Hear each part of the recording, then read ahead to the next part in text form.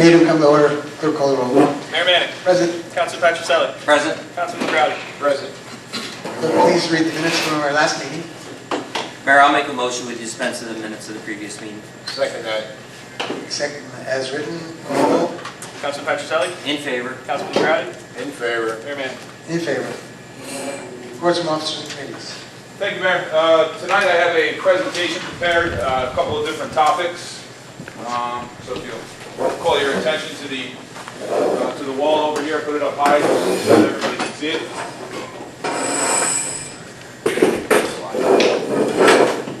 First tonight I'd like to talk about the Financial Restructuring Board report. For those that come to the meetings, you'll remember that council resolution was passed on October 5th, 2017 for us to apply to the Financial Restructuring Board for a review of the city's financials. The application and the letter of request was sent in on January of 2018. It was accepted in the spring of 2018, and then a kickoff meeting with city officials and the FRB staff was held on June 22nd, 2018. And within that kickoff meeting, 22 topics were outlined for discussion. And that's kind of how everything started off. Was there's specific things that the FRB looks at. So they went through those and then looked at the city's information to be able to identify what areas they thought there was areas of recommendation or assistance that they could provide. So within this, just to give an idea of how much work was done by city staff to be able to come to a conclusion with the FRB. This was a total of a 52-week process from the time that it was accepted and the kickoff meeting until the time that it ended. Over the first 43 weeks of this is 1,075 man-hours that was used for this. In the last 9 weeks leading up to the report was a little bit less intensive, because we were really just waiting for the FRB to finalize the report. All the information had already been given to them. So it averaged about 10 hours a week of time to go into that. There was no cost to the taxpayers for this to be done. The folks that really spent the majority of the time out were myself as the general manager, director of finance, Mike McNeff, and his department. The department heads, Mayor Manning and the council also were brought in on this and gave input and attended the meetings. The reason I bring this up, it was very time consuming. It was very time consuming, but it was very thorough, giving all the information to the FRB and a lot of work by a lot of people to be able to get the information to the FRB and for them to be able to provide a final report. So the report was finalized and approved on June 26th of 2019. For those that followed along, it was a bit later than we had expected to hear from the FRB and have the final report.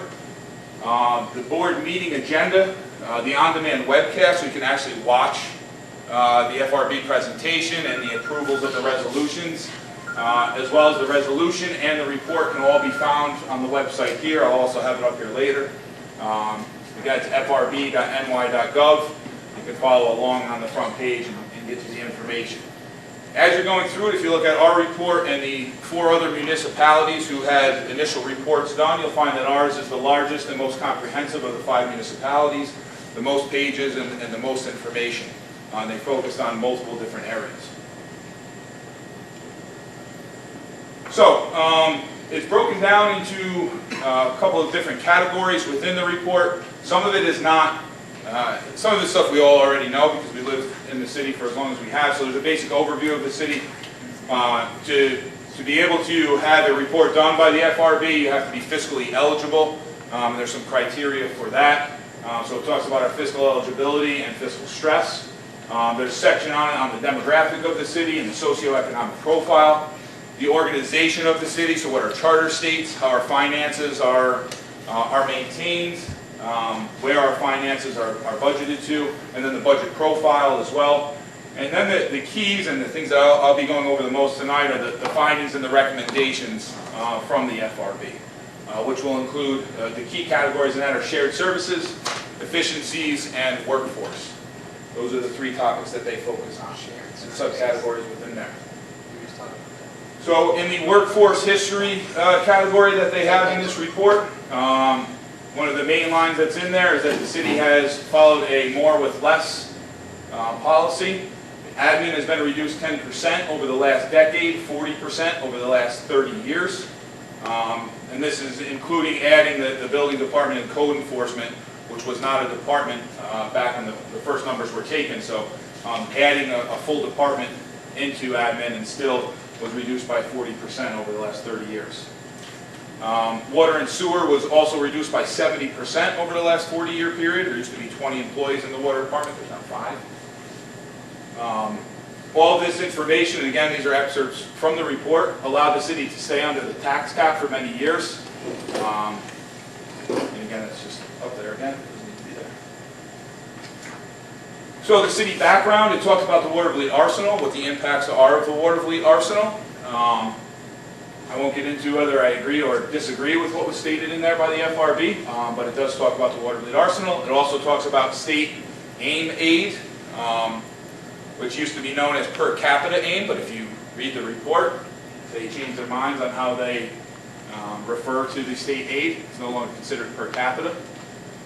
They talk about fiscal trends that the city has faced over the past years, and then the recent fiscal stress that the city has faced as well, and those are elaborated on much more within the report. So that's what's in the city background section. Findings and recommendations. Again, this is the real meat of the report and the things that I feel that the public and the council will be most interested in. Shared services is the first category. They focus on actions that have already been taken. First, shared services with other municipalities, including Green Island, Troy, Cohoes, Colony, and Guilderland. And then one of the most important ones that's on there, and one that you don't see in other municipalities, is police dispatch. A shared service with Albany County, which currently saves us $180,000 per year having that. Some of the available actions that they talked about were animal control, having a shared service with another municipality. We have not done that. We came up with another way to save money by doing it. We've appointed 2 of our police officers to be the animal control officers, and therefore we don't have to pay another municipality to be able to provide that service, so it's the same cost savings, if not more, than if we did do a shared service. The county-wide shared services plan, it's a 12-point shared services plan. We've already been involved in several of those shared services, with many more to come. The most important, I believe, is the county-wide health consortium, which could save us significantly on health insurance costs. And then local government efficiency actions, LGE, as it comes up for certain grants. We currently have 2 grants that are in the works for local government efficiency, one with Green Island and one with the city of Troy. So these are available actions that we are underway with and actions that we have already completed that are noted in the report. Further in the findings and recommendations are the efficiencies. This is probably the biggest part of what they focused on. We're in our efficiencies and then labor. First is water supply.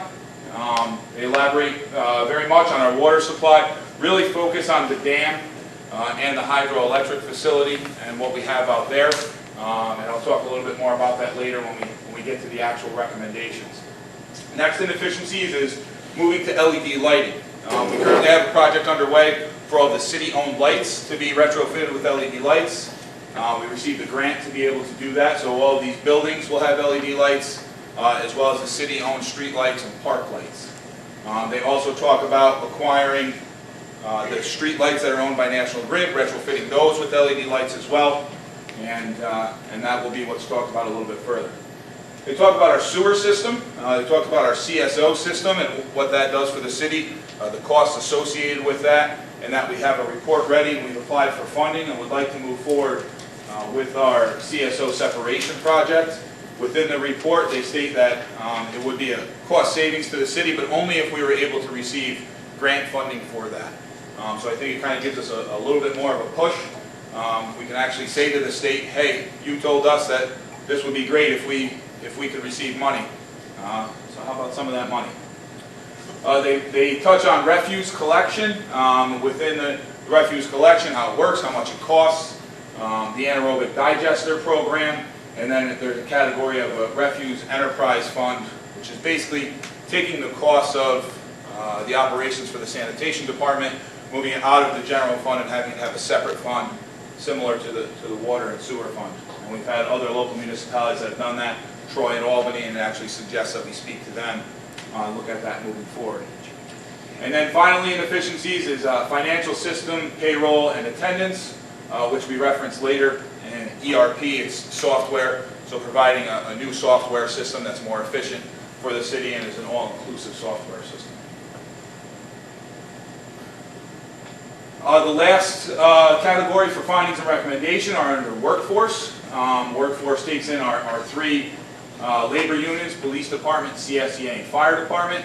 It's a very comprehensive overview of all the costs associated with each of these different unions, from how much they make as compared to other municipalities, how much of our budget is used for those departments, how much the costs are for health insurance and so on. And then they give some recommendations within there as well, some of which are under the recommendations and awards that we'll get into. They note some of the recent labor negotiations and some of the accomplishments in those negotiations. There's a section on that in each of the departmental overviews. Workers' compensation is one that they took a very long look at. Our workers' compensation is considered high for the amount of employees that we have. And again, later on I'll get into recommendations and awards for what that was for. And then the final area that they talked about in workforce is medical and pharmacy copays and Medicare Part B. For those that aren't aware, currently the city reimburses medical copays to its current employees and retirees, and full pharmacy copays to retirees. And some Medicare Part B reimbursements are still made to some of the retirees as well, but that's been kind of out there to the public as well, that the city has looked to move away with that, but we're in continued litigation to see if that will take place. So finally, the conclusion and next steps, which is the awards. This is the really exciting stuff that's in here. First, the ERP software system. If the city follows the recommendation of the FRB and brings in a new ERP system, with the caveat of it being housed in Albany County, which doesn't make much sense, but we'll get into the details of that with the FRB as time goes on. They will provide the city with $300,000 to be able to do that. Previously, we have gone out for an RFP for these types of softwares. We had two proposals. We've identified one from that proposal, and that $300,000 would allow us to implement that new system as well as the maintenance over at least the first 4 years, possibly 5 years. So that's a very good one, and one that we are poised and ready to move forward with. The second award and recommendation is the relicensing and upgrade of the hydro. They've identified that our hydroelectric facility provides revenue for the city of Watervliet and also counters some expenses that we have out there. To be able to keep that up and running at full capacity, they find that to be very important. Otherwise, we would have to raise our water rates by about 50%. Of course, we don't want to do that. So if we agree to relicense and upgrade the hydro facility, they will award us $350,000. We are already in the process of relicensing, and tonight you'll hear about upgrades to the hydro. So this is an action that is already taking place. So we should be able to get that money without any issues. LED lighting upgrades, they've really focused on the street lights for this, not the lighting that we're already doing, and we received a grant for that anyway. So their proposal is that if we purchase our lighting from National Grid and upgrade it to LED lights, they'll provide us $340,000, which at first glance is about half of the cost for that process. But the costs have gone down for the purchase of those that lighting from National Grid, so it could be more than half. Self-insuring for workers' compensation. This one requires a bit more study and review. Self-insuring can always be a bit scary. You're really taking a risk by self-insuring. The city did self-insure many years ago. Part of self-insuring is that you have to set up a reserve to be able to cover if there's overages. And the estimate, the base estimate that we had received before was about $750,000. That's not confirmed, but we can start to look into that. And the FRB has stated that if we did follow through with that, they would provide us with half of the money to go into that reserve. The last recommendation and award that they made to us was that if the city negotiate and find a way to dissolve all Medicare Part B and copay reimbursement, that they would provide us with two further awards. The first would be an additional $375,000, which would be 100% of the cost of taking on self-insurance for workers' comp. So they would provide us with that. And they would also provide us with an additional $350,000 towards the hydro upgrades, which is the estimated cost for the engineering of our relicensing. So the total of $700,000 there. Another recommendation that was made in there but did not have specific dollars tied to it is that the city continue to provide shared services or get into shared services plans that will reduce costs. The board at a later date could provide us with an award for that. And just to break off of that, they did have two other municipalities this year that came back for extra awards because of the actions that they completed that weren't in their first round of reporting, and they were able to receive more money. So the total potential awards that were announced with this are $2.09 million. So if we complete these actions, the state of New York will provide us with $2 million. Main thing to keep in mind with this, every one of these actions will result in a cost savings to the city. So an ERP software, upgrading the hydro, LED lights, self-insuring workers' comp, obviously dissolving reimbursements for Medicare and co-pays, they're going to reduce costs for the city. And the FRB is willing to give the city money to be able to cover the upfront costs of these. So this is one of those win-win situations working with the FRB. We greatly appreciate that. So as we move forward with this process, the city will have to determine whether or not we want to move forward with these individual items. If we do, get in touch with, most of the grants are through Department of State, so we'd have to deal with Department of State, receive the awards from them. But this is not the end of dealing with the FRB or working with the FRB. There are still ways that we can go back later on. If we find other areas where we could save money, we can petition to the FRB for future help as well. So this is just the start of working with the Financial Restructuring Board. So again, for more information, you can go to frb.ny.gov. I want to give a special thanks, obviously, to Mayor Manning for spearheading this and getting this started and getting us out to the FRB.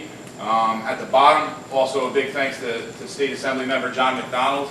I believe it was conversations between John McDonald and the mayor that really got us towards the FRB, and he deserves a special thanks for that.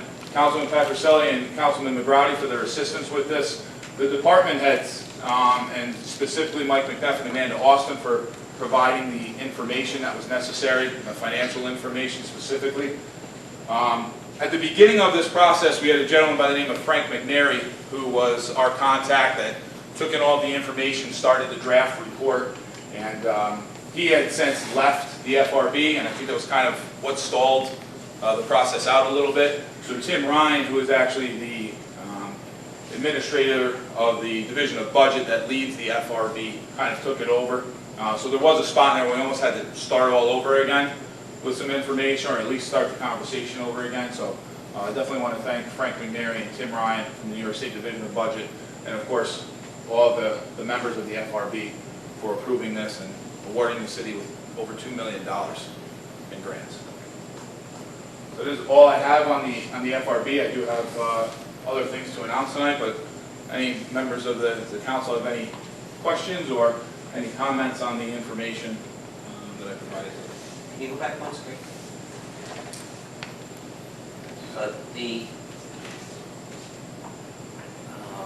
dissolving the Medicare Part B and the co-pay reimbursements. Yes. They suggest on how that can be done. They did not make a suggestion on it. The statement that's made in there is that the city can negotiate that out with retirees and current employees. So possibly waiting to delay the last contract would have been a possible way of negotiating, because right now you have to wait. You can open up the negotiations now, or otherwise you have to wait till the contract expires in order to negotiate it. So within there, it's to get rid of it completely. So it would be for all of the employees. So it wouldn't just be under one contract. It would be for all of the employees. So if we were able to negotiate with one contract, we wouldn't receive any money yet. We'd have to negotiate it out of every contract. But you have to start with one. You don't have to. You can do all at once if you wanted to. Yeah. Possible. And what was the discussion or the comments in there about the ambulance? There's a section in there about the ambulance. It discusses how much revenue comes in, what the costs are based on an audit that was done internally. There's a suggestion in there for the city to review if it wants to continue with the service. If the city discontinues the service, there's a cost savings that's associated with that. The cost savings based on the reduction of the workforce by 4 members. And the LED lighting, the upgrades, purchasing of that, how much information have you received on that? I mean, it seems a scary technique, for maintenance, ongoing maintenance, and once there are, we're going to be involved in a electrical, probably a contract, is what I know we're not going to be able to handle that kind of work ourselves. So. Sure. We've been working with the New York Power Authority. Again, John McDonald kind of started that off for us, invited us to a meeting with the New York Power Authority along with Troy and Cahoes. Albany has already moved forward with this. So the first part of it, and New York Power Authority really put together a financing plan for all of it. That's where the $680,000 came out. And basically that was based on the purchase of the lights from National Grid, which is the arms and the lights themselves. The poles would still be owned by National Grid. That was estimated at about $700 per pole, which that cost has gone down, so that's what I was talking about before. So it would be purchasing them, having them retrofitted, all falling into this. There is maintenance that would be, annual maintenance that would be expected from it, but the LED lights themselves have a life expectancy of at least 10 years. So you wouldn't be looking at a regular maintenance on those lights until about 10 years to replace them. So it's very limited in the first 10 years of what the maintenance is. But what's also been looked at is a shared service with Albany County to be able to provide and for everybody to have these LED light upgrades as well. And so with that would be a combined contract between the municipalities within the county to have a maintenance team or whoever it might be, whether it be one municipality that has the abilities to do it and sharing with them, or hiring under one contract for it. But those numbers are included in the estimate that was given by NYPA. Green Island has that capability, wouldn't it? We've spoken to Green Island. They don't think that they have the manpower to be able to take on another municipality, but Green Island owns all of their own lights now as it is, through their own power authority, GIPA. But we've asked them, and they didn't think that they had the manpower to be able to do ours. So will we make up our $300,000 that we have to put in over the 10 years that we're going to have these? For the LED lights? Yes. Yeah, so as a matter of fact, even if we were not given any money for this, the $680,000, depending on how we finance it over certain years, we would see a savings right away.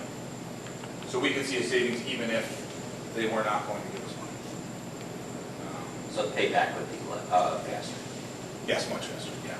I think the current numbers that we're on, and again, it all depends on how we finance it, but if we finance it, I believe it was, I don't want to misquote it, but I do have the information from NYPA. We'd still probably save about $20,000 to $25,000 per year by financing it through them without any help from the FRB. Jeremy, after 10 years, did they give you a price on replacing the bulbs? So far out that they don't know what the cost would be to replace the bulbs 10 years from now. It should be cheaper than the initial installation, right? Oh, absolutely. It'd be cheaper than the initial installation because they have to retrofit everything to go in there. But as the technology changes, Yeah, right. I mean, LED lights from, I don't even think they were around 10 years ago. So the technology just keeps changing. Now you have smart light bulbs that you can tell Alexa to turn on and off for you. So all of that continues to change. Yeah. Jeremy, can I ask you a question? Now, you talked about all the stuff, savings and everything. What's it going to cost us to do all of these things? Do you have a figure? Yeah, so pretty much, I mean, the relicensing and the upgrade of the hydro, we already have those types of numbers. We'll be talking about it a little bit further again tonight. So I'll say it this way, the ERP software system, this would cover the total cost of that. One other thing I wanted to ask you. It appears that you have up there twice, that $350,000 towards the hydro Yes. upgrade. Okay, so are they going to give us $700,000? If we complete both of those tasks, yes, they would. And same thing with the workers' comp. Yes. Yep. Any other questions on the FRB report? Very much. So I'd like to move on and talk about the Capital District Transportation Authority's River Corridor Bus Rapid Transit. A lot of words in there, CDTA's BRT route. The River Corridor, I'll go through the slides. BRT is our region's answer to larger municipality subway system. Obviously, we don't have a subway system or light rail system as it's considered. So this is the answer to that. It currently exists on Central Avenue, connecting Albany to Schenectady. The River Corridor runs from one stop in Waterford all the way to the south end of Albany. It reduces travel time. If I remember correctly, I believe it reduces in total 30 minutes from Waterford to Albany from the total travel time. So a fraction of that as well as part of Waterville East. It runs along the current 22 line, but basically what it does is it does not stop at every stop. It will only stop in 2 spots in Waterville East, 19th Street, 2nd Avenue, and then down on 3rd Avenue in Port Schuyler. Creighton and Manning are the engineers for this project. I'll get into how long we've been working with them on this. And recently, Callahan Construction won the bid. Again, this is CDTA's project, not the city's project. They won the bid, and their subcontractor for the electrical upgrades that are being done is DLC Electric. So in 2015, CDTA began meeting with city officials to begin the planning of this process. So this was quite a while ago, so a lot of the names that you'll see on here are no longer even with the city. The first meeting took place on site at 19th Street and 2nd Avenue and down on 3rd Avenue based on CDTA's preliminary plans. Chiefs Boisfort and Conlon were a part of that. Mark Gleason was the general manager at the time. Highway Supervisor Mark Cady was involved in that. I, as the city clerk, was there, and I believe at the time he was lieutenant, possibly sergeant. Spain was there as well. There were many requests from CDTA at the time. A lot of bump outs. The current plans have no bump outs. At that time, it was brought up by the general manager and the police chief that bump outs were not an option. Didn't want to do that. There were some mid-block crossings, many other things that were talked about from CDTA, and based on the feedback from the department heads, those things were removed from the plans. So throughout time, the planning efforts continued. There were several on-site meetings to go along with that. There were multiple public meetings throughout the corridor. One public meeting was held here at the Senior Center. Councilman Patrick, I know you asked for the date on that, so I couldn't find the date on my emails from when it was. I believe it was in 2017, but I'm not certain, but it did take place right here. CDTA had multiple other meetings across the corridor on that, but I've asked them if they could provide us a list of all of their meetings and how they got the information out to the public as well, to answer your question on that. The city requested specific designs as part of this, the roadway configurations that were outlined in the council's adopted bicycle master plan. So as they were going through with the plans, we provided them with the bicycle master plan that talked about, they were looking to change some configuration on 2nd Avenue.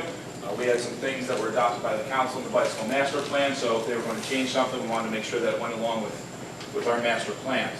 And then other projects were prepared, I say to assist in the construction, but keeping in mind that this BRT route was going to take place and based on the plans from CDTA. So our green infrastructure project, the design of that was somewhat based on it, where some things were placed in the green infrastructure project, where there's sidewalks, where there was grass, things to that nature, based on the preliminary designs that they had, which of course changed from that point, but don't have any effect on any of the work that we've done. So over that period of time, one of the biggest delays was the federal government determining whether or not they were going to have funding to fund this BRT route through CDTA. So it took quite a while, but if you followed along in the papers or in transportation news, that money was allocated and CDTA received it. I know it's been in the time union multiple times, so they do have the money, so they're able to get to their final design phase. They have done that. We have met with them since entering into the final design phase. Myself, Acting Chief Schrock, the working supervisor of the Highway Department, Mark Cady, and our planning director, David Wheatley. Within this, there's going to be 3 new stations that are being placed. The first station is on 3rd Avenue at 5th Street. It's directly in front of a rain garden that is in front of the Elks. The other two stations that are being placed are on 2nd Avenue and 19th Street. So southbound on 2nd Avenue, they'll be moving the station that is right now in front of the Science and Hobby and moving it in front of the old OTB in the public right-of-way. And then northbound is pretty much directly across the street from the southbound one in the small park that's adjacent to the bridge. There's upgrades in traffic light infrastructure, so we'll see some new boxes being placed on the traffic lights. And again, the reconfiguration of 2nd Avenue to include bike lanes as outlined in the bicycle master plan. And all of this designed by Creighton Manning, and they did traffic models to confirm that it would not cause any traffic issues at those areas. Of course, our feedback within that as well. What about the northbound? 3rd Avenue and 5th Street? Oh, okay. So the northbound station, there's not going to be a shelter placed there. So they're moving the bus stop. The bus stop is going to be at 6th Street and 3rd Avenue, but it's just going to be a sign for a bus stop.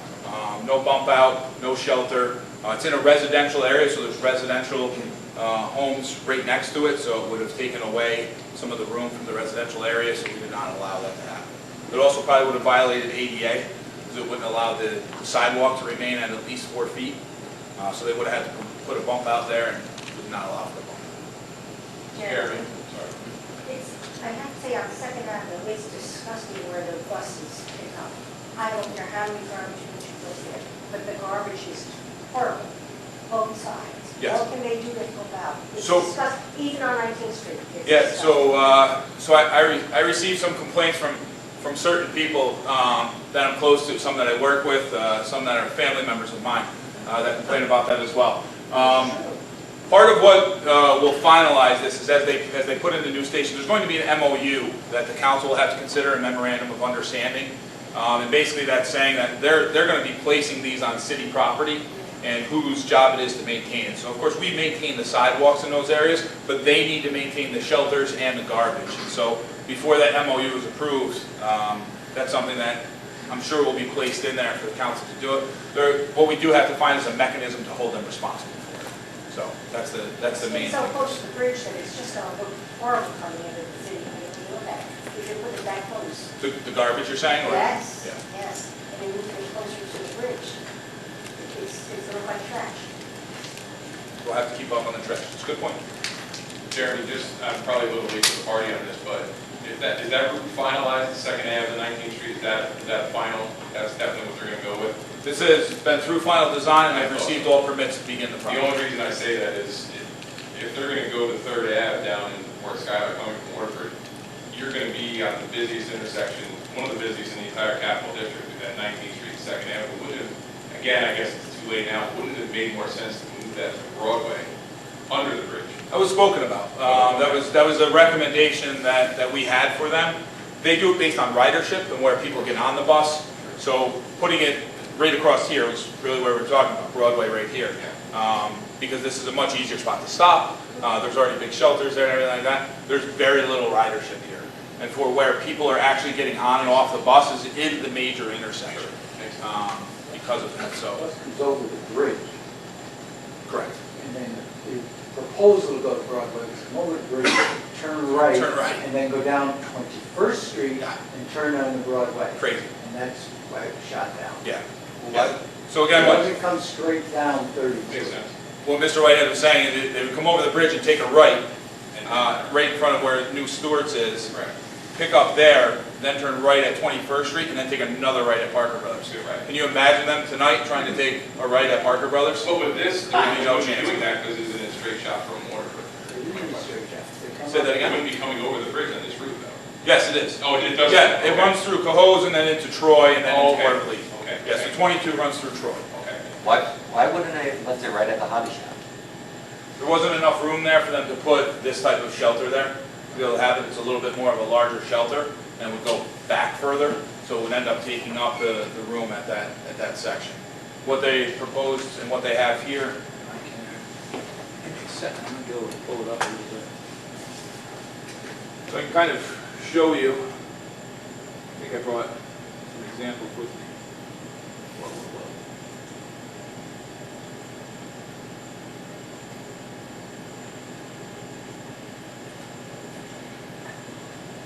A little difficult to see.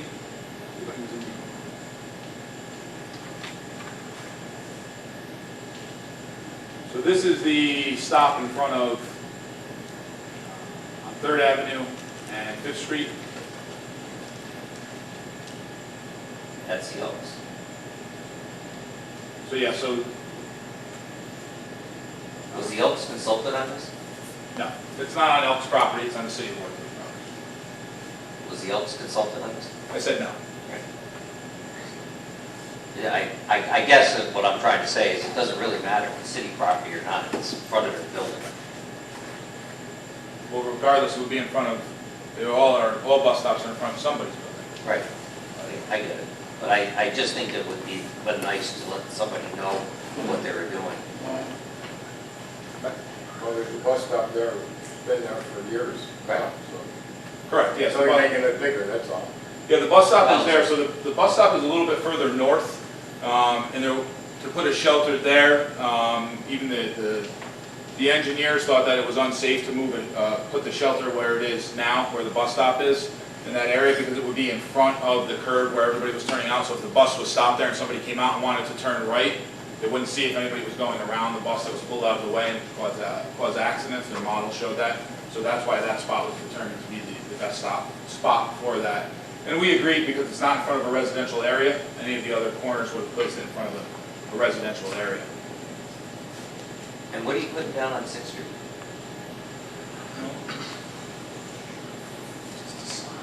Yeah, it's just a sign that's going there, some extra sidewalk.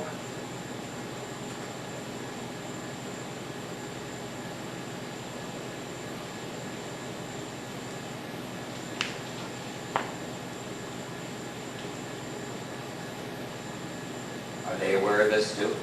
Just to point out, I'm not putting anything there. You said you, I'm not putting anything there. Well, we're a member of the committee, so we approved it. We're not a member of any committee. The CDTA. We're not a member of CDTA. They're an authority of the Capital District, but right here on the corner, you'll see there's a little bit of extension of the concrete, and then a bus stop sign is going there. So that's what's being placed there. Are there restricted parking there too? Yeah, so parking would be restricted. It actually shows it. Right here is where the sign would be placed. It says no standing, here's a corner. So it would be in front of this residence right here is the one spot that would lose parking. This area over here, the front of the house, is actually on 6th Street. It affects one residential area. And in viewing the parking in this area, when they did their research on it, there's multiple parking spaces on that side of the street that are not used. And again, nobody spoke to the owner of that property, right? No. I have a question of liability. And then these are the stations that are being built on 19th Street and 2nd Avenue and their placement.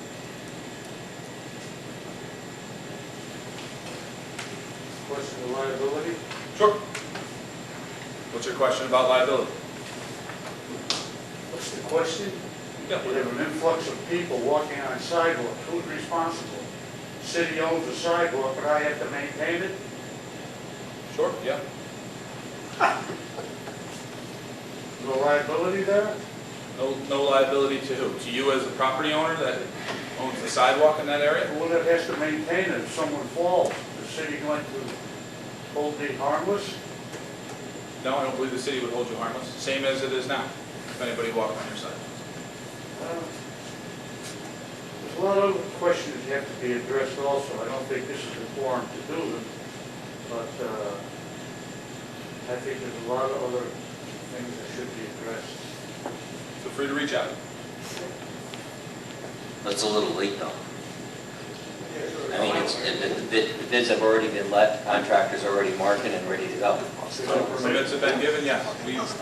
The staff within the city of Waterloo has been involved in this for the last 4 years and have vetted all of this and have asked all the questions and have determined that these are the best. I'm not questioning whether or not the staff has been involved in it at all. I'm questioning whether or not it's our duties really to kind of keep the public informed. It's not our duty just to impose things on the residents and just surprise them and say, but there they are. So we have a group of us that basically say, okay, we do it. I mean, I've never seen any plans, which I'm not saying I had to, but I really wasn't aware of any of the extent. But especially the homeowners that something's going to happen in front of their house should be told, and at least, what are you talking about, 3 homeowners? 3 properties? 3 properties that they're going to be. Wouldn't have been that hard to knock on the door. Well, I think Charles has a point. I mean, I didn't know about this till this week. I mean, I knew 6 months ago you were talking about it, but it died. So all of a sudden, this is what happens? Come on, the bicycle path. I'll disagree with you that you didn't know about this. I'm just telling you, I knew about it 6 months when you met with these people on the site, but I didn't know about it from that point on to now, till this week. Don't you think there should have been some consideration? Well, we're just taxpayers, right? Well, it doesn't make any difference, you know. Just do what you gotta do, I guess. Any other questions?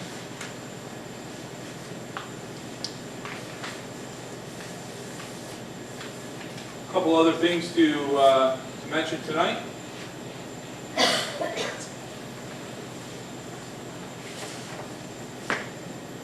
First is the announcement has been on the city's website, but to reiterate, Electronic Recycling Day is Saturday, July 27th, 2019. This will take place at the City Garage. This is, the information is on the website once again. This electronics, there's some confusion over what is electronics. It's really televisions and computers and things of that nature. It has to have basically a board inside it. So your toaster, your vacuum, those are not considered electronics. So it's really anything that has a memory or motherboard within it, such as computers, television sets, and so on. So it's not for your vacuums and your toasters. VCRs, DVDs, things like that? Yes, you can throw out your VCRs now. VCR? I have them. You can throw out your VCRs now if you want. You might want to keep them. They might be worth a lot of money. There's not a lot of them around. But the information is on the website if you have any questions as to what can be disposed of at this. Again, it's from 8 a.m. to 1 p.m.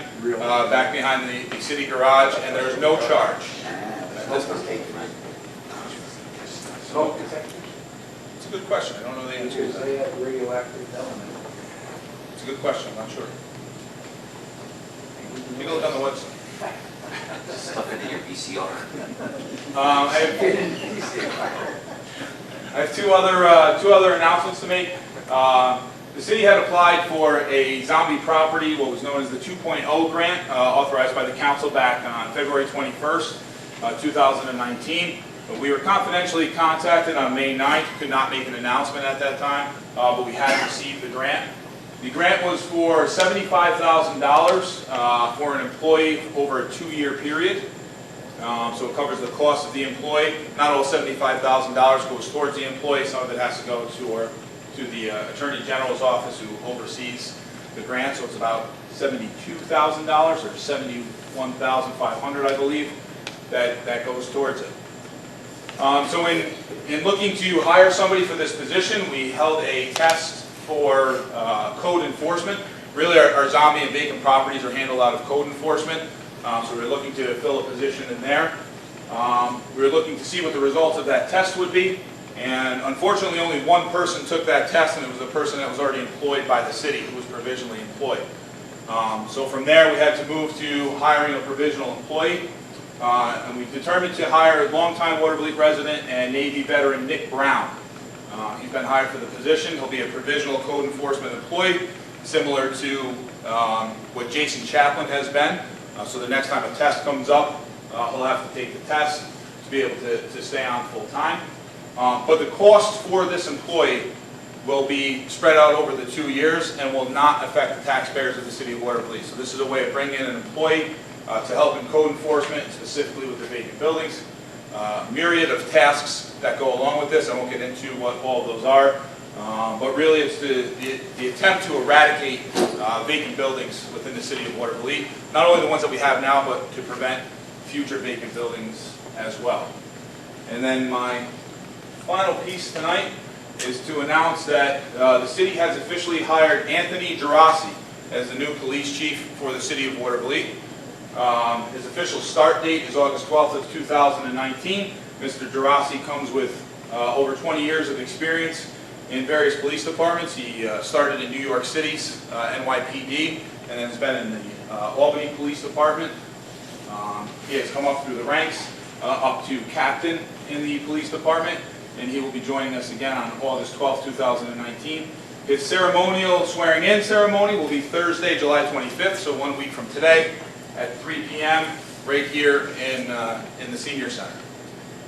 One thing that we really need to know, Chief Spain has been retired for a little over a month now, stepping away. His official retirement date is actually tomorrow, but he's been going for quite a while. And in his absence, Brian Strock was promoted to lieutenant and was the acting chief. If anybody's been following along with what's been going on in the police department, they've been extremely active. And that's a real big credit to Brian and what he's done. He's kind of taken what Chief Spain had started, and he's continued it along, and he's really pushed a lot of different drug busts and multiple other things that he's accomplished in a short period of time. Literally in a month, the press releases are flying out the door because the police department's been very active.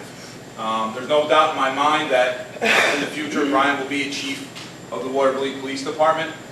He has great experience. He's a great communicator with myself and with the council. He did a fantastic job, and I definitely want to thank Brian for stepping in and covering this.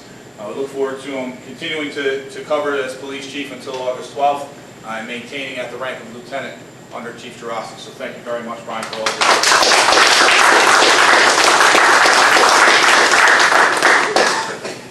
That is all that I have for this evening, Mayor. I think I've taken up enough time. 40 minutes.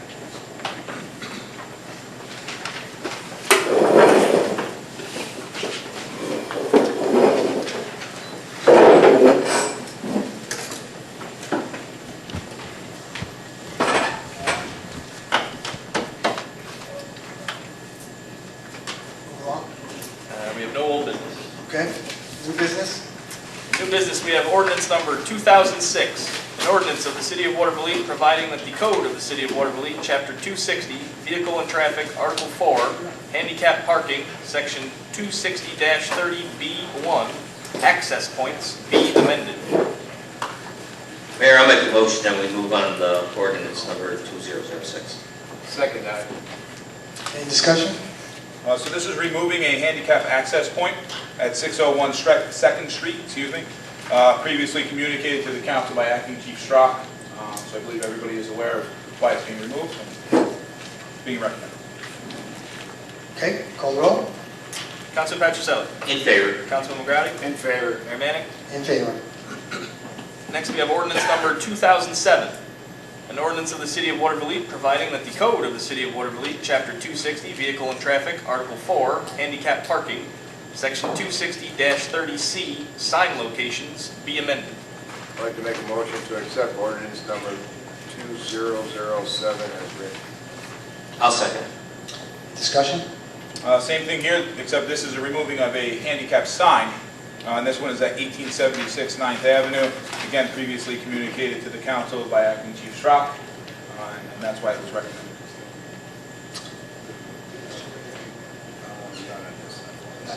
Another one? Call the roll. Councilman Patricelli. In favor. Councilman McGrady. In favor. Mayor Manning. In favor. Next, we have resolution number 9627. Council of the City of Waterville hereby authorizes the implementation and funding in the first instance 100% of the federal aid and state Marchicelli program aid eligible costs for the New York Route 32 mill and fill project and appropriating funds therefor. Mayor, I'll make a motion that we move on this resolution. I second that. Discussion?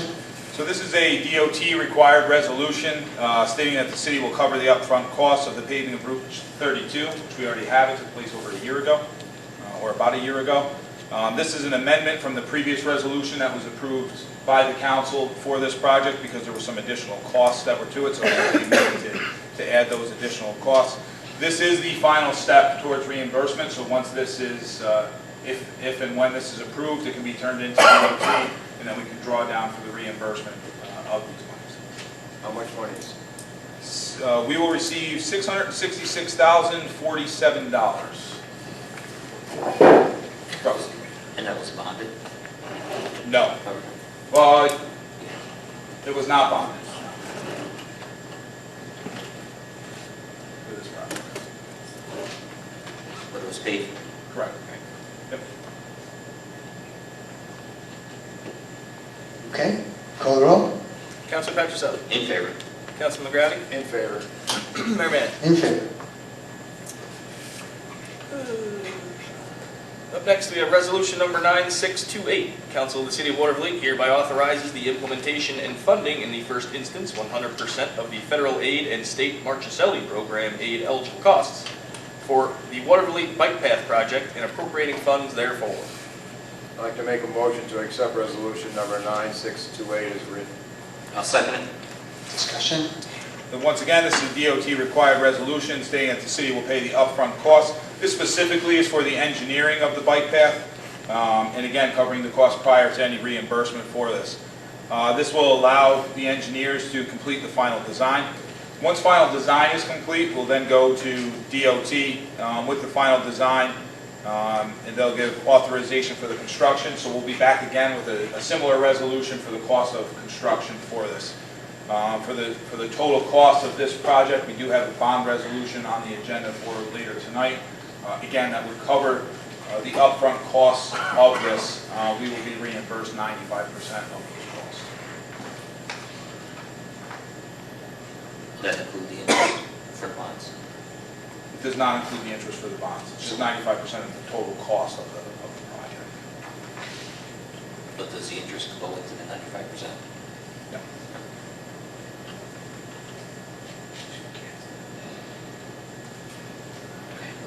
Okay, call the roll.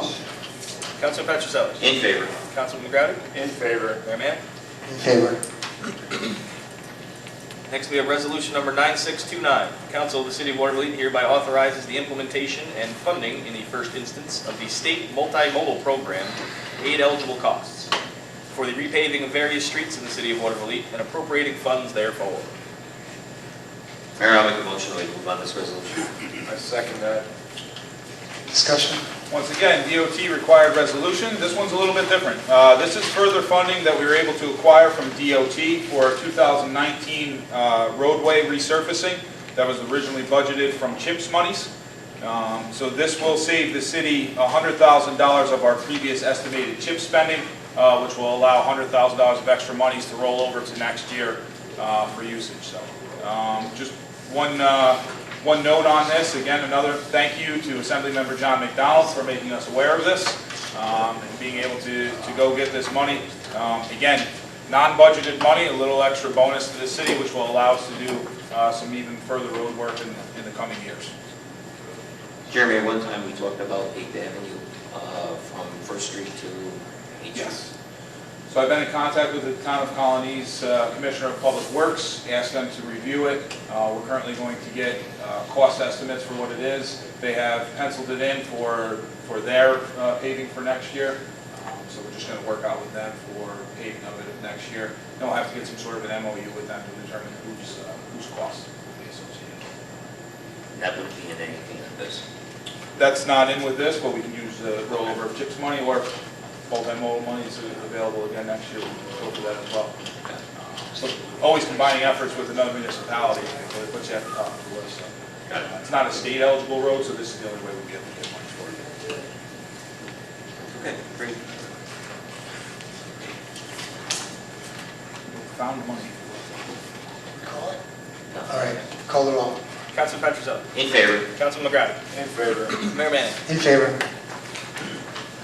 Next, we have resolution number 9630. The Council of the City of Waterville hereby adopts and approves the 2019-2020 ambulance billing rates for the City of Waterville. I'd like to make a motion to accept resolution number 9630 as written. I'll second it. Discussion? So this was previously communicated with the council that we have not updated our ambulance rates since 2014. And these proposed rates put us in line with the other local municipalities that provide this service. Questions? Are there, the process of the ambulance rates, or how are we making out with them as far as reimbursement and collections? I'm not. I mean, it's great to raise the rates, but are you Yeah. getting paid? Yeah, so we've still been receiving them at about the same rate that we have. I'm not sure on the numbers yet. Mike's doing his first 6 month analysis now, so we'll have some of that information. I think it's been distributed. Yeah, this should conservatively upgrade our rate, or upgrade our income by at least 30%. So that much off, Laura? That's conservative, at least 30%. Some of these rates we were charging half of what other municipalities were charging. Or close to it. So the one thing this does not affect is the Medicare rate. We're not able to set that rate. They set the rate, so I won't make any changes on that. That's why this is. But it doesn't cost the person's transport any more money, they're just going to pay the deductible. This will all come from insurance.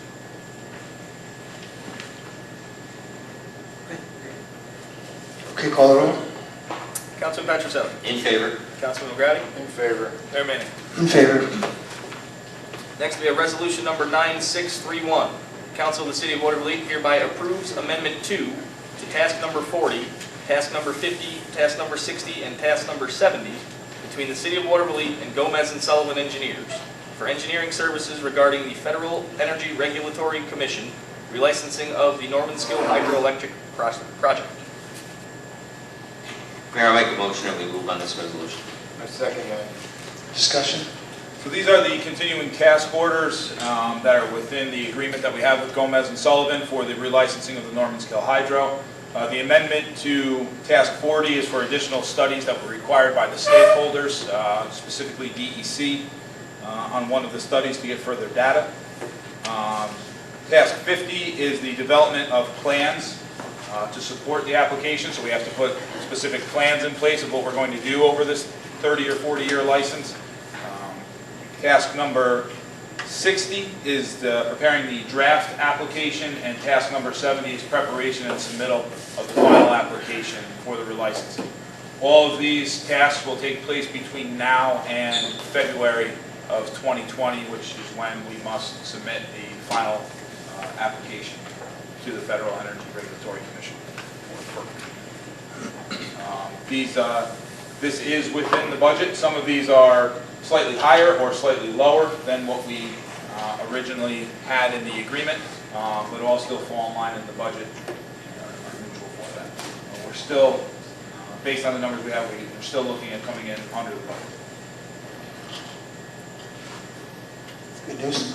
And FRB is willing to reimburse us.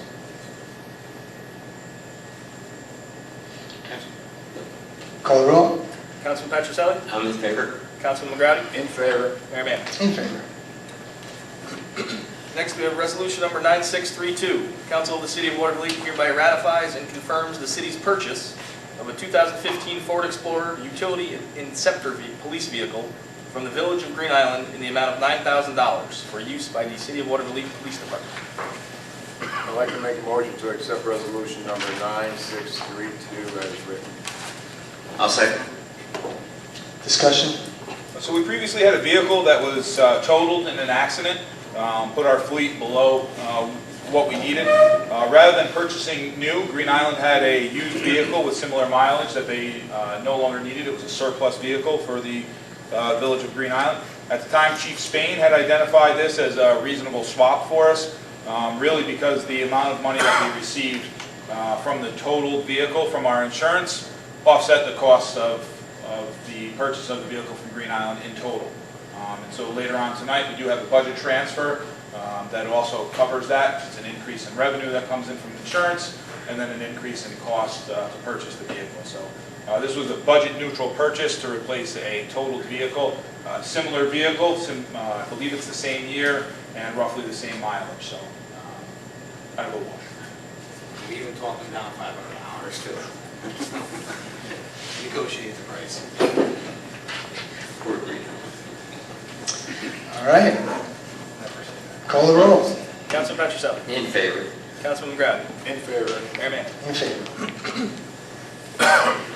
Up next, we have resolution number 9633. The Council of the City of Waterville hereby accepts the bid and awards the contract for the upgrade of the electrical interconnection of the Normanskill Hydroelectric Facility to M. Shear and Son Incorporated, with an address of 136 North Lake Avenue in Albany, New York, in the amount of $125,195. The lowest responsible bidder in conformance with the specifications. Mayor, I'll make a motion that we move on this resolution. I second that. Discussion? So again, this is for the electrical upgrades at the hydro plant that are required by National Grid, so that we can once again operate at 100% capacity out at the hydro. This is an excellent bid financially. This is much lower than we expected. It's been confirmed that everything was included in this bid. The only issue with the bid is that the expectation is that it's going to take much longer because of lead time on some of the apparatus that's needed for this. So if and when this is approved, we can get into a little bit more negotiation with them, whether we want to try and find something that can happen a bit quicker, may increase the cost or so on, but we'll get into negotiations to see if there's anything else we can do. But this is a great bid, confirmed by the engineers and recommended by the engineers, and therefore I recommend it to the council for approval. There's only one bid though. There was only one bid that came in. There was a second bid that was supposedly overnighted to be here on time, but it did not arrive on time, so it was disqualified. And the engineer's original budget was around $300,000. Just over $300,000 with a large contingency. They recommended in their recommendation that they sent to us that we still consider a large contingency in there because when replacing old electrical, there may be some other things that pop up, but they recommended about a 10 to 15% contingency remaining there. We have that covered with the bond resolution. We'll only have to bond or close on the bond and what we end up spending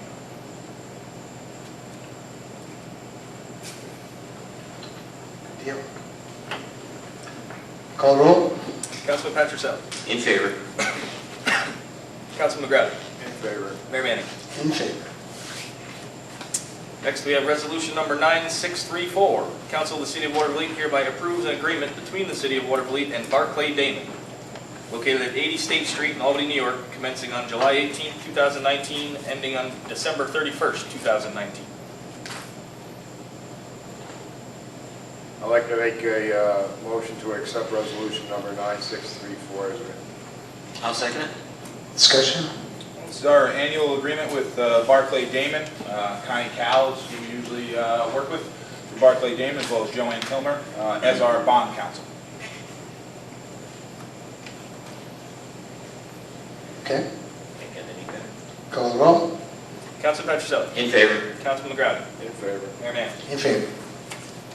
Next, we have resolution number 9635, a seeker resolution determining that the issuance of serial general obligation bonds to finance the infrastructure improvements, including electrical upgrades to the Normanskill Hydro Project at an estimated maximum cost of $500,000, will not result in significant adverse environmental impacts. Mayor, I'll make a motion that we move on this resolution. I second that. Any discussion? So this is a necessary seeker resolution required for bonding for the hydro upgrades. The subsequent bond resolution is later on. We do not need a seeker review for the bike path bond resolution because we already completed the seeker review. I believe at this time the mayor will be finalizing the seeker review. So we'll read the short environmental assessment form, impact assessment, into the record. So that question here is whether these electrical upgrades have an environmental impact. I'll read through the questions, and most of them should be no or small impact versus moderate or large impact. Will the proposed action create a material conflict with an adopted land use plan or zoning regulations? No, it's contained within the existing. Will the proposed action result in a change in the use or intensity of the use of land? No, again, it's the same footprint. Will the proposed action impair the character or quality of existing community? No, it's on our land separate from the community. Will the proposed action have an impact on the environmental characteristics that cause the establishment of a critical environmental area? This is not in one. Will the proposed action result in adverse change in existing level or traffic or affect existing infrastructure for mass transit, biking, or walkway? No. Will the proposed action cause an increase in the use of energy and it fails to incorporate reasonably available energy conservation or renewable energy opportunities? These upgrades would be the opposite, so that's no. Will the proposed action impact existing public or private water supplies or public or private wastewater treatment utilities? No. Will the proposed action impair the character or quality of important historical, archaeological, architectural, or aesthetic resources? No.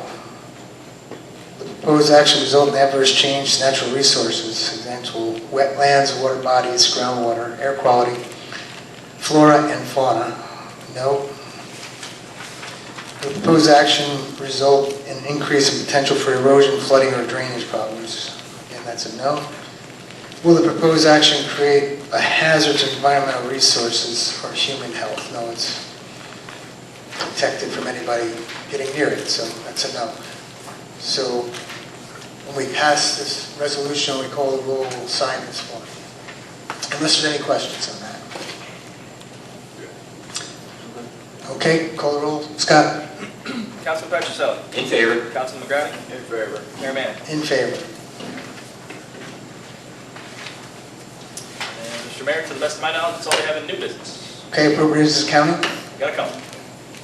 Appropriations and accounting, we have resolution number 9636, bond resolution of the City of Waterville authorizing not to exceed $500,000 aggregate principal amount of serial general obligation bonds to finance the infrastructure improvements, including electrical upgrades to the Norman Skill Hydro Project.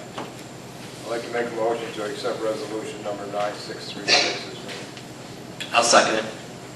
Discussions? So this is the bond resolution to cover the costs associated with the electrical upgrades at the Norman Skill Hydro, which we've talked about multiple times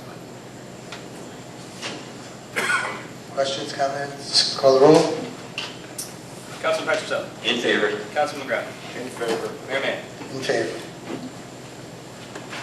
Next, we have resolution number 9637, a bond resolution of the City of Waterville authorizing not to exceed $1.5 million in aggregate principal amount of serial general obligation bonds to finance the cost of design and construction of a bike path.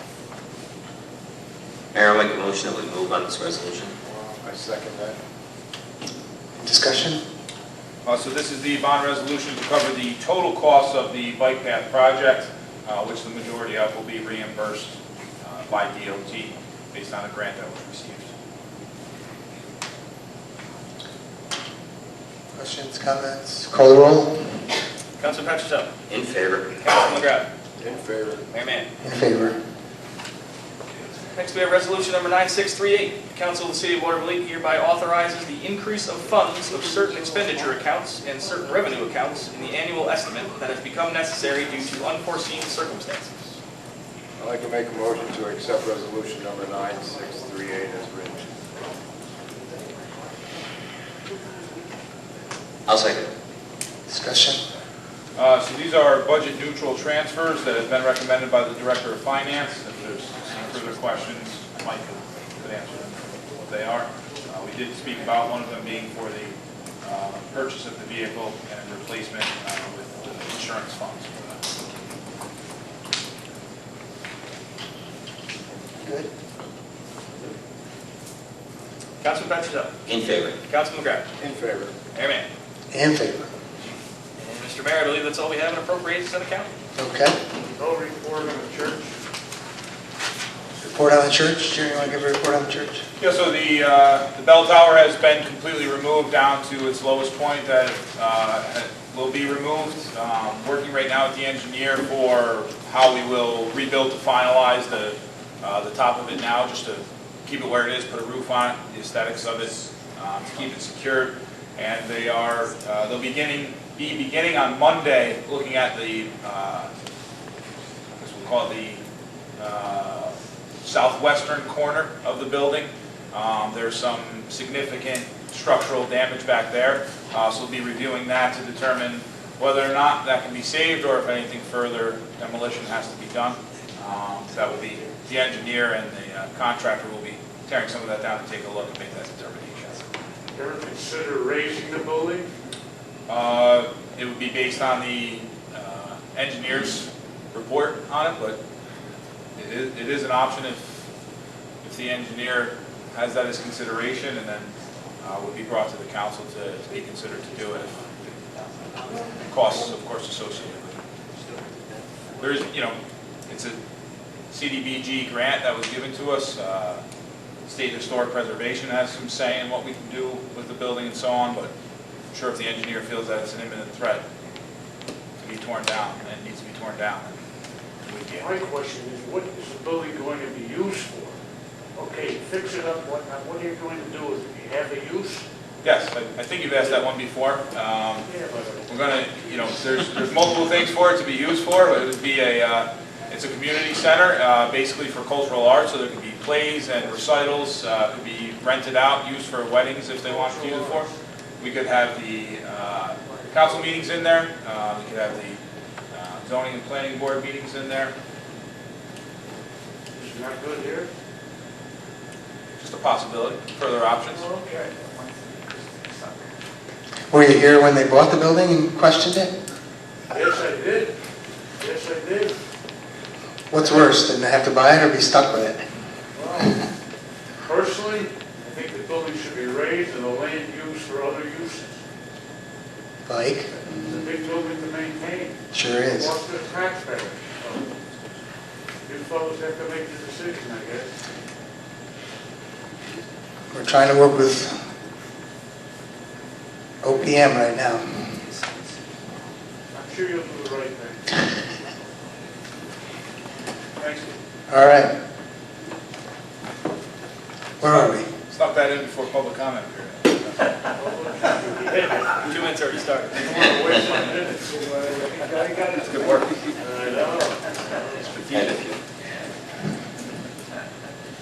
Jeremy, we talked before, we're still having trouble with 19th Street with the parking. We talked about the parking. And has there been any more discussion on possibly even marking the streets for parking spaces? I know you mentioned it before, there was a thought about the way they need to be marked. I mean, do we have any kind of ideas or solutions to be able to look at it, or how do we proceed on it? I do not have any solutions for any parking on 19th Street. Even marking the parking would actually likely eliminate it, because the markings would have to be larger than what most cars are, so. We'd have even less. It wouldn't increase any parking, it would actually decrease parking if we lined it and forced it. Now, what about the request that we had for like the signage, for pickup, 15-minute pickup or drop-off or something like that? Yeah, I expressed my opinion on that, but it's to the council if they'd like to propose an ordinance to put that on there. That for sure doesn't help the situation. Yeah, because now we have two businesses that are complaining that they can't have their customers drop off anything, pick up anything, because there's never a parking space for them. Yeah. It's definitely a tough spot, and you drive through Troy, you see you can double park there. 19th Street doesn't allow for double parking or anything like that, so it's very difficult. Our zoning doesn't require that there be parking on that street for businesses. So it does get overcrowded. Parking is an issue in the city, definitely on the business district. Is that going to be something that's going to be looked at under this new downtown? The DRI, yeah, under the DRI, zoning is looked at on there, so it's something definitely be talked about. It might not take in the entire corridor of 19th Street, at least a portion of it, but also the comprehensive plan that's been authorized and awarded as well, we're looking at that too. So. All right. Redsfield? Yeah, so Redsfield, the fence line, the weeds in the fence line, we did a sample of burning the weeds to see if that would work and not grow back. It worked out pretty well. So we're going to be continuing with that to get them out of there. I think you can see the 2 or 3 that were done. They obviously look a lot different than the ones that weren't done. So we're going to continue that. We'll cut them a little bit more and then burn them out. But that seems to be the best way of doing it right now rather than removing the fence. So. Good. What about the vacant properties, the maintenance on the vacant properties? I know Papa's is a mess still again. It grows back so fast. And Yeah. I don't know how many others we have. What are we doing? I know we had the process before with the contractor. Are we keeping up? Are we behind? What are we doing? Yeah, no, we're keeping up on it pretty good. I wish Paul Labossiere was here in our department head meeting today. He really praised the process and how well it's going, especially taking the pictures. And we've had some folks come in and state that it didn't need to be done, and then he shows them the pictures and they turn around and walk out. It's obvious that it needed to be done. The list continues. Obviously, grass has been growing pretty quickly in the first part of the summer. It's slowing down a bit now because of the temperatures are slowing down the growth of the grass. They are keeping up on it, but what we have to keep in mind is we really can't touch the property until it's in violation. The violation is that 10 inches, so most of that. So when we talk about a spot like Papa's, it's a little bit more of a gray area because they don't have much grass there. It's really the bushes. And we have a fine line of taking care of the violation or making the property look pretty, which is not our responsibility. We're not trying to sell Papa's for them, but it's just to keep it. So I believe it's on the schedule for next week for Papa's to be hit, but the summer help is out there and hitting them up. They get about a handful a day, about 5. We have about 40, I believe, on the list, and they just keep going back. But Paul Labossiere is out there once a week, hitting up each one of them and putting together a new list for them to go out. We had the issue with the swim shirts. I did send an email to you and Bob. What's going on? Yeah, so the pool has a policy that you cannot wear shirts in the pool for safety purposes. So swim shirts. You cannot wear any shirts. No shirts. No shirts in the pool. That's been a policy that's been around for years and years. I'd say at least 20 years. So that is the policy that we have. It's in the interest of safety that we have that policy. But there is no county or state or federal regulation for that.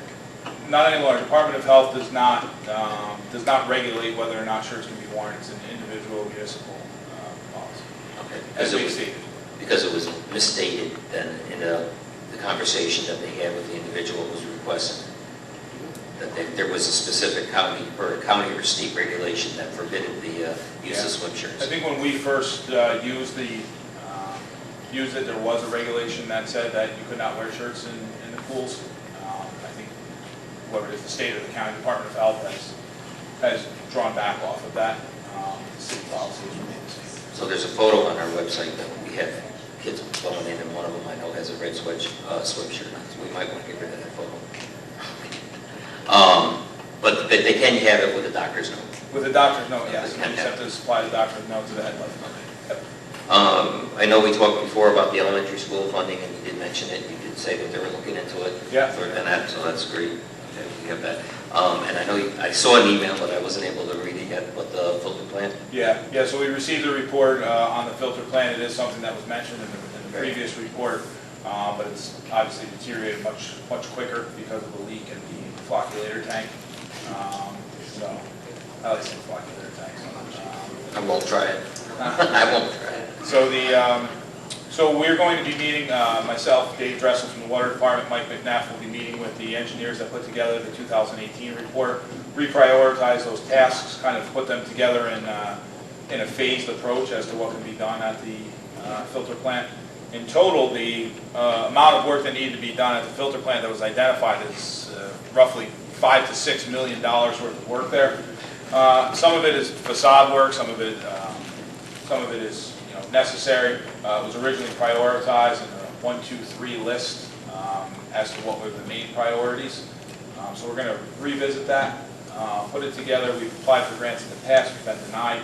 We'll continue to apply for grants, but as I stated in the email that I sent to the council today, we do require to move forward with some of these things now, and they are a cost that is non-budgeted. So we'll have to look at what type of financing we want to use for that. We have something in the reserves, if we have something available now in the department, or if we need to go out and bond for the current work that needs to be done. But there's certain work that needs to be done now. We won't be able to wait until we hear on our grant application. We're going to turn over every rock, see if we can find any funding. We've been really successful at finding funding that we didn't really know was out there for other things. This is a little bit different. And we've also, EFC is one of those groups that gives you the funding for this stuff, and they've given us a lot of funding, $2.2 million from them, so there's not a lot left in that coffer for us to get. But we'll keep trying. The other thing was, the back on the parks was the hours for the parks.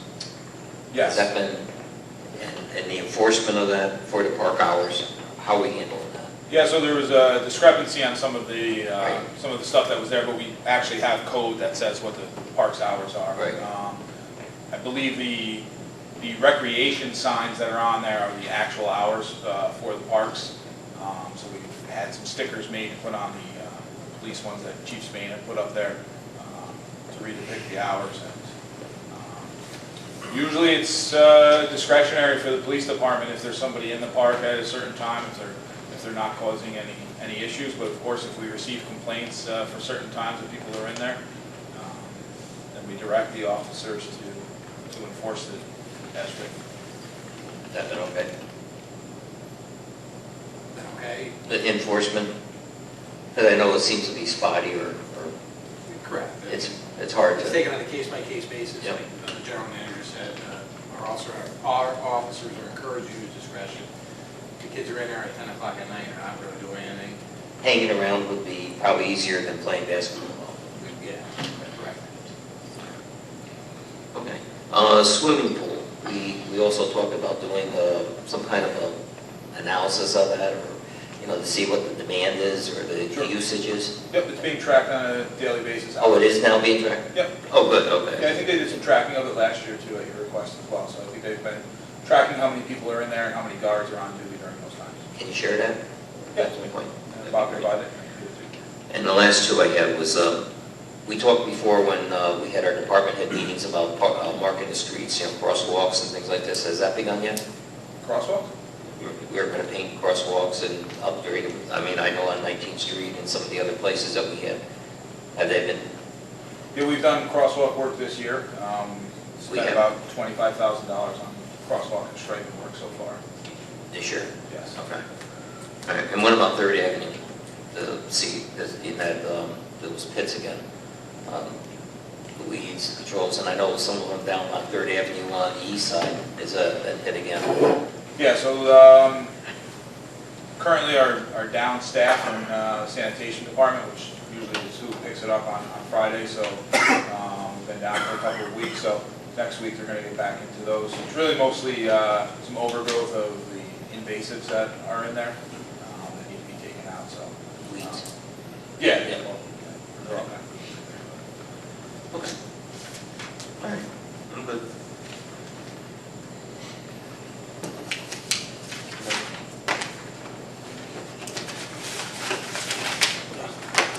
Okay, at this time, the council has authorized the public comment period. If you wish to address the council, you must step forward, state your name and address for the record, and you will have 2 minutes to address the council on any matters you wish. At the end of your comment, the council may reply or choose to reply at a later date, if they so choose.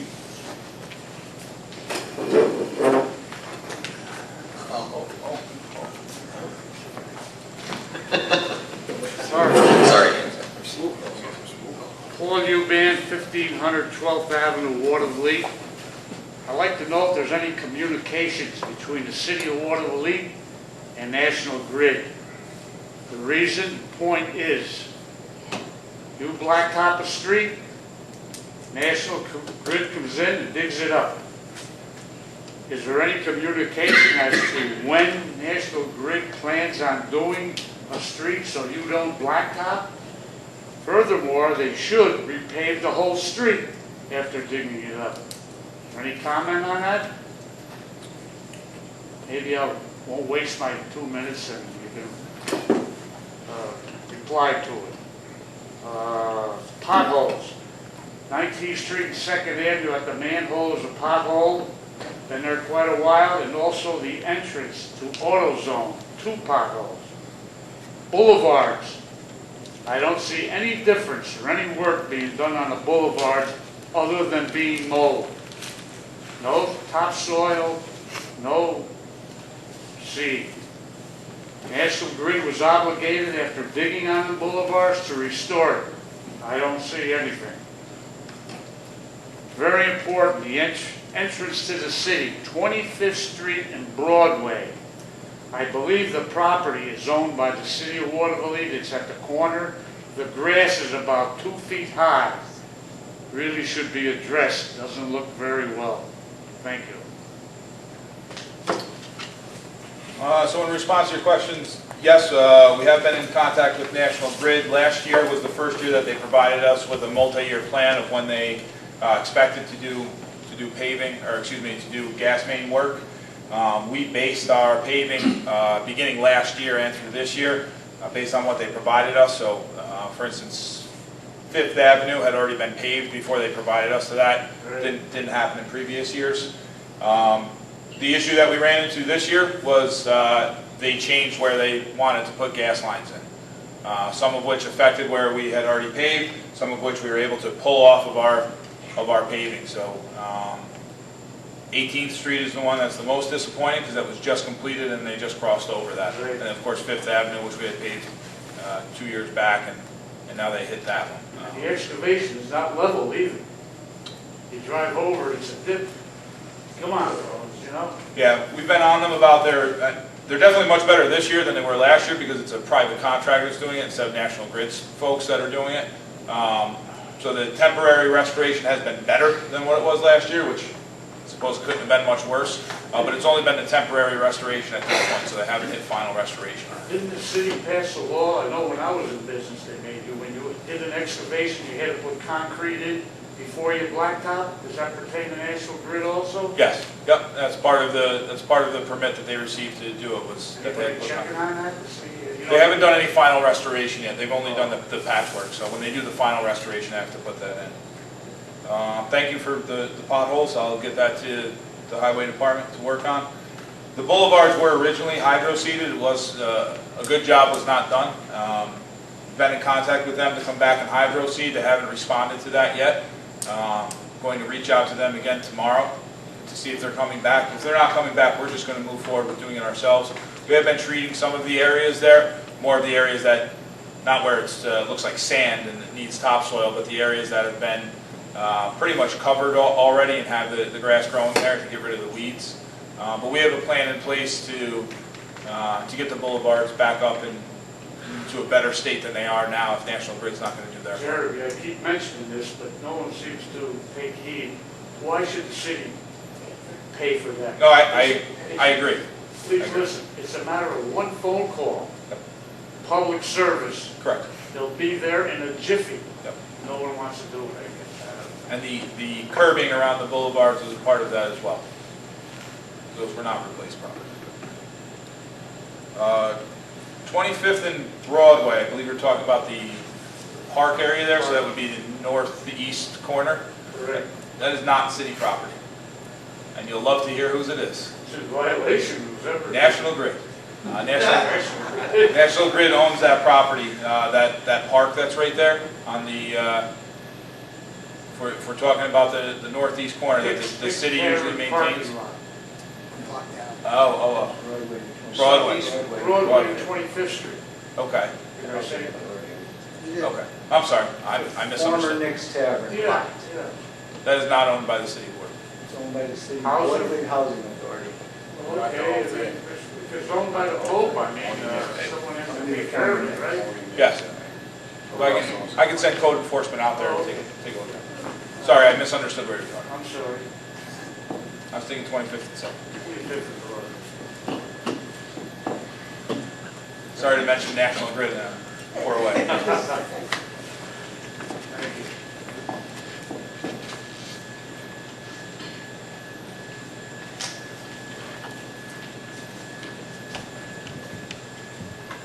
Hi, Nancy Sheridan, 604 3rd Ave. I was here a month ago at the meeting. I've heard quite a few concerns. I never heard from anyone other than Charles stopped in my office the next morning. Other than that, I heard nothing from anyone until I called to verify the meeting was today. And that's when I talked to Scott, and he gave me a couple pieces of paper that I had requested. I never heard anything from code enforcement as far as anything. I brought up quite a few concerns.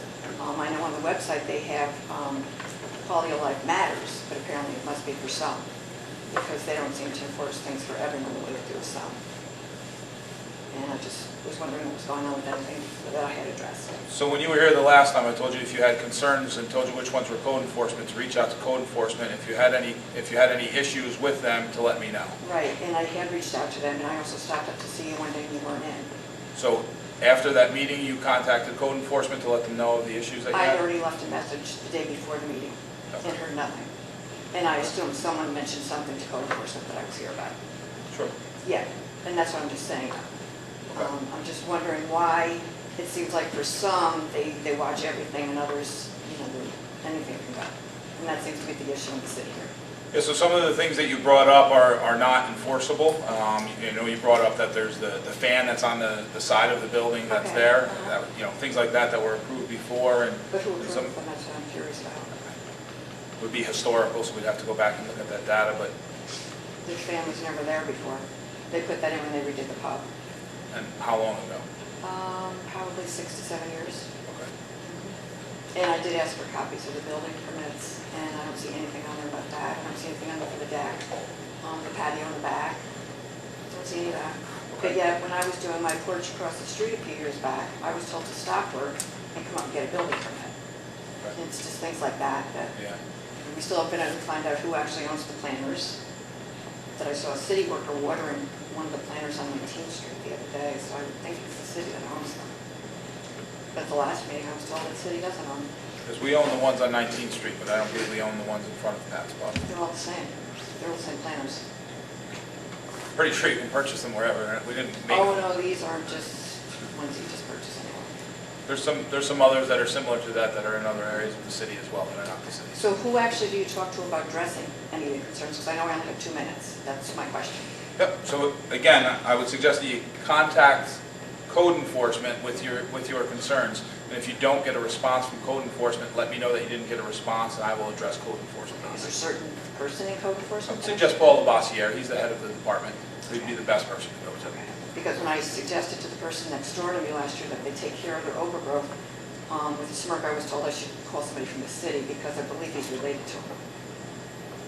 That doesn't Again, make a difference. I'm not aware of that, and, there's I'm nothing just that's. wondering, should everybody be treated the same though in the city? That's my question. Absolutely, everybody It should be, treated but the I don't same. think it really works that And way. I'm not aware of any bias due to relation, so. Okay, all right, thank you.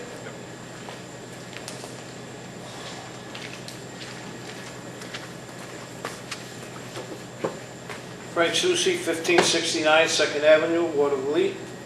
I'd like to talk again about a crosswalk between 16th Street and 15th Street and Second Avenue, mainly to the entrance of the swimming pool. Second Avenue in that area, which I live, is a speed strip. It's amazing that no kid has gotten killed yet. It's a drop-off zone for the pool. Kids running across the street. The dentist's office is right there. Your post office is right up there. 16th Street and 2nd Avenue is the most dangerous intersection in Waterville. I lost a family member a block up. Was hit by a car. 19th Street looks beautiful with crosswalks every 20 feet. Great, nice green. Visible, very visible, nice white paint. Just give me one in front of the pool for the kids. When I was a kid growing up in Waterville, they had flashing lights on 2nd Avenue, 20-mile-an-hour speed, not 30. And the entrance was over here by McDonald's before McDonald's existed. It's really a high tension area. And parking, if I park in front of my house, I open up my car door on the driver's side, I'm halfway into the bike path. So, and the bike path paint is already wearing out. So whoever engineered that bike path, you're coming from the south side of it, the north side of it, you got to swerve over, you're crossing lanes. It ain't been used that much by bikers anyway. Thank God. And the traffic light at that intersection, from my house, if I'm looking facing north, the light is red. On the other side, if you're on the north facing south, the light is green, with no indication whatsoever that there's oncoming traffic coming that way for pedestrians or vehicles. That needs to really be looked at before everybody goes on and on about the rail system, the nonstop, the bump outs, the trees, the green space, and everything else. Somebody's going to lose their life on that street, and I hope it's not a member of my family.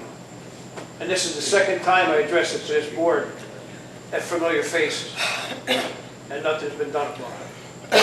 Thank you. Mr. Suzie, when you're talking about a crossing, are you talking about a mid-block crossing? Yes. Right. Thank you. Frank, didn't they put a crosswalk sign in the middle of the street at one time? Yes, we did. That was a couple of years ago, right? Yeah, I don't know what happened, you know. Something. But like I said, back when I was a kid, there was flashing lights on both sides of the road, you know, and the entrance wasn't even on 2nd Avenue at the time. It was by Palmer's Store, if you remember Palmer's Store. But something's got to be done. Mark Spain worked with us with slowing speeders down a lot, but it's come back in full force. And the noise ordinance with these cars and bikes, and it's off the hook. I mean, I can tell you what somebody orders at McDonald's drive-thru from my bedroom window. It's crazy. These are things that need to be looked at. The garbage from McDonald's. It was a policy that they used to have the police 2 blocks up from McDonald's for their garbage. Yeah, okay. Thank you. You're welcome. Sorry.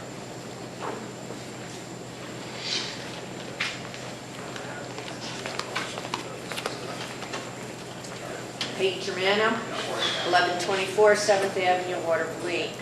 A few things I want to bring up, you can answer them afterwards. Update on the reservoir, how that's coming along, cleaning it.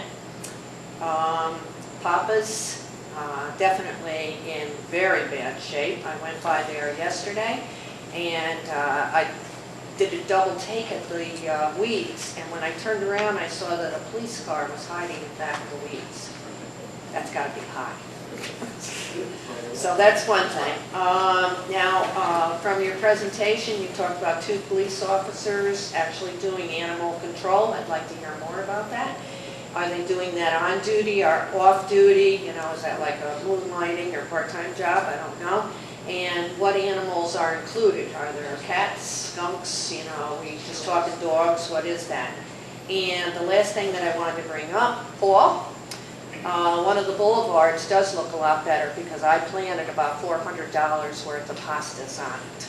So, that's it. So as far as the reservoir goes, the circulators have been placed in the reservoir. 4 of them, they keep the water moving. They're placed within the channel. We believe that they're working well because we've been using a lot less chlorine at the filter plant. And the less use of chlorine produces less use of the byproduct that comes from that treatment. A lot of that is usually based on temperature, which I was of the belief that it's been a much hotter summer to this point so far. The water supervisor disagrees with me. So we're going to look at some historical data and have that conversation. But so far it looks like it's definitely helping out there.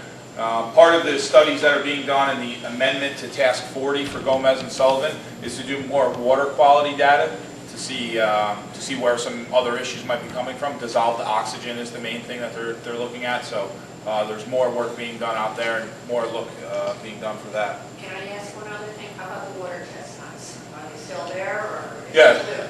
Oh yeah, the water chestnuts are still there. No matter what we do, they're not going to go away anytime soon. So I mean, we can get working on them, and they'll, we can take them out today, but they'll be back tomorrow. It's going to be a very long process to get rid of the water chestnuts. There's certain times of the year that you have to be able to take them out or to provide it. We have to get permits to be able to do it through DEC, and that's a bit of a process. We did meet with them the other day. They're one of the stakeholders that was involved in the stakeholders meeting for the FERC relicensing. So. The animal control, the 2 people that were assigned to be in charge of animal control do it while they're on shift, and then if neither of them are on shift when it happens, they would be called in for for overtime if it was necessary for it to be done then. So they're not specifically moonlighting or anything along those lines. So they're doing it while they're on shift if there's a call, and then if there's a call while they're not on shift, they respond in overtime. And it's just for dogs. Just for dogs, yes. Sorry, I didn't answer that part, but it's just for dogs.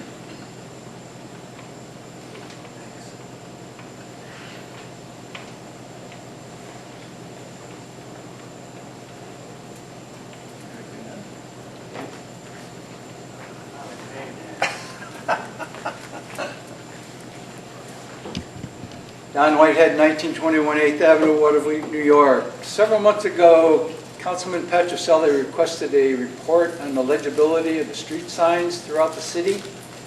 Was this report ever submitted to the councilman? And if so, what were the findings? Because as I pass through the city, I find several signs that have literally no lettering whatsoever on them. Totally illegible. In addition to that, throughout the city, we used to have a lot of 15-mile-an-hour speed limits. Basically, in the former school zone where St. Bridget's were, at the south end of the city. Since St. Bridget's isn't there anymore, this 15-mile-an-hour zone is not required, plus the signs have been removed. Why? The regulation still says that that's a 15-mile-an-hour zone. But in front of 634 4th Avenue, there is an area speed limit of 15 miles per hour. It's the only one on 4th Avenue. And it's not listed in the city code. At 825 5th Avenue is a 4-unit apartment building. In front of that building is a handicap-only parking sign. A single handicap parking sign. City always puts 2 up. And the last time Chief Spain spoke about the requirement, you couldn't have an apartment complex to have a parking, handicap parking. And in front of 807 23rd Street, there's a handicap parking sign tied to the one-way street sign. So, looking at the regulation, the code, I didn't see either one of these listed. So my assumption is they're not legal. And also in the regulation, it specifies where street lights, signal lights are authorized. Right now, there's a signal light on 23rd Street and 6th Avenue that's been there for years. At this time, it's really not needed anymore because there's no factory on 6th Avenue requiring it to control the traffic. But if you go into the code, you'll also find that it's not listed there. So we have an illegal street sign. 2 minutes. 2 minutes are up. Another thing, very briefly, I think you should come up with some money and buy your city clerk a new 3-hole punch because his is really ancient. It is definitely needed for repair. Got it. Only one piece of it broke. I wouldn't have been able to work. It's self-destructive. Okay, anyone else wish to speak?